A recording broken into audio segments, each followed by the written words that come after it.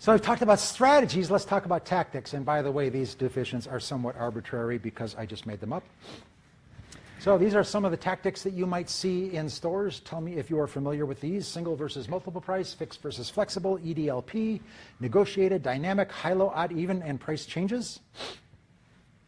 We've talked about this a lot already. With a single versus multiple price, we try to have, one approach is to have a low list price and then have hidden costs. So when you get your cell phone bill, you'll find a franchise fee. What is a franchise fee? I have a friend who calls them because we can charges.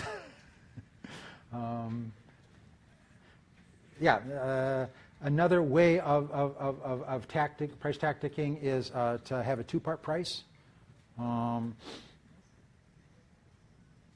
So when you buy stuff online, you have $19.95 plus shipping and handling.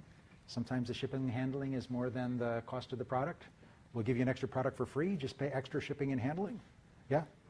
Isn't it deceptive if it's a non-negotiable add-on? If they tell you something is $75, and then when you go buy it, they say, "Oh, but you have to have this $25 add-on." Yeah. Isn't that deceptive? Because the price is $100, and you can't buy it for $75. Yes, it's deceptive. Is it illegally deceptive? No. As long as I disclose, as long as I don't, you think you're paying $75 and $150 shows up on your credit card. Is when you try to buy it, they say that's $75 plus an additional. At that point, you have the ability to back off the transaction. But it's misleading. Health clubs, initiation fee, $24.95 a month plus $100 initiation fee. Or I see this a lot, and this is a common sales technique, is rather than having a large flat price, I break it down into easy payments. So rather than $500 for a television, it's just 10 easy payments of $50, or actually 10 easy payments of $59.95, and it makes the perceived price seem lower.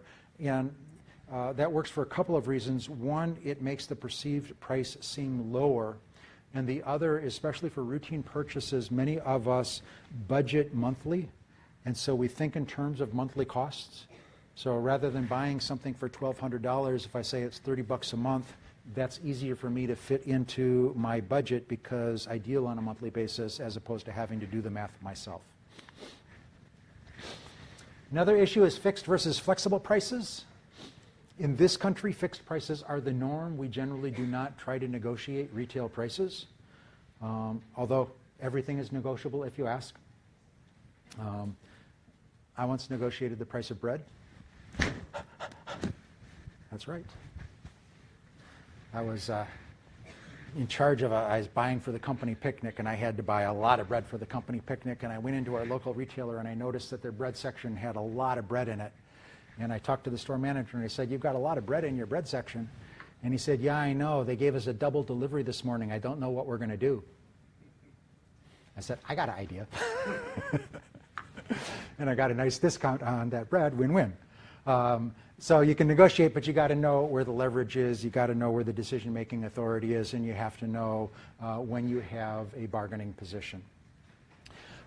So one of the approaches with fixed pricing is EDLP, or everyday low prices. And the idea is that prices are fixed, things never go on sale. Consumers like that, because especially, I shouldn't say this, I should say this.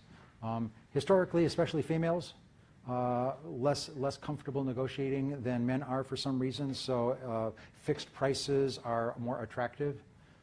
So everyday low price just says you will never have to worry about missing out on something or getting missing out on a deal elsewhere.